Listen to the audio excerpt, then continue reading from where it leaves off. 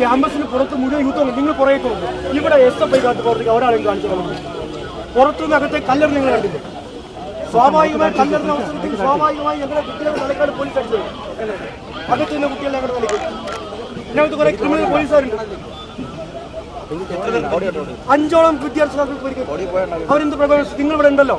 നിങ്ങൾ ഇന്ന് രാവിലെ 24 hours രാവിലെ 12 മണിക്ക് എന്ത് പ്രഭാവം വളരെ സമാധാനമായിട്ട് ഞങ്ങൾ സമരത്തിലേക്കാണ് തെരഞ്ഞെടുപ്പ്.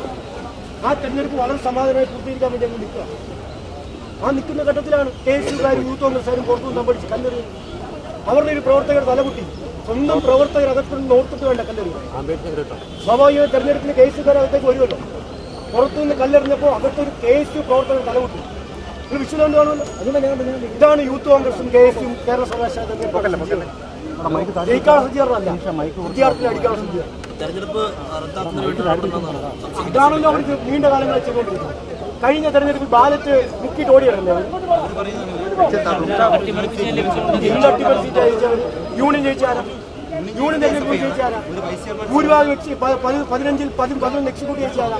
5-4 എക്സിക്യൂട്ടീവ് അക്കൗണ്ട്സ് കമ്മിറ്റി ജയിച്ചാരാ? യൂണിയൻ ജയിച്ചാരാ? എത്ര ഓടുന്ന യൂണിയൻ ജയിച്ചു? യൂണിയന്റെ ഭൂരിപക്ഷം എത്രയാണ്? ജനറൽ സെക്രട്ടറി ഭൂരിപക്ഷം എത്രയാണ്? ചെയർമാന്റെ ഭൂരിപക്ഷം എത്രയാണ്? എന്താ പറഞ്ഞോ? ഭൂരിപക്ഷം പ്രിഫറൻസ് വോട്ടിലെങ്ങനെ ചില സീറ്റൊക്കെ ജയിക്കാൻ കഴിയും. അത് ആകെ വിജയമാണ് പ്രധാനമന്ത്രി. കേരള സർവകലാശാല തെരഞ്ഞെടുപ്പ് എത്ര ശ്രദ്ധിക്കാനാണ് ജയിച്ചത്? എത്ര കേസുകാരുണ്ട്?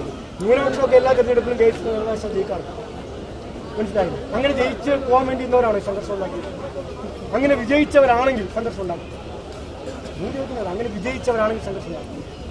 ഞങ്ങൾക്ക് ഇങ്ങനെ മാധ്യമങ്ങൾ പ്രതിനിധികളെ പറ്റി മനസ്സിലാക്കാൻ 5 ഞങ്ങളുടെ സഖാക്കൾ പരിക്കേറ്റ് നിൽക്കുകയാണ്.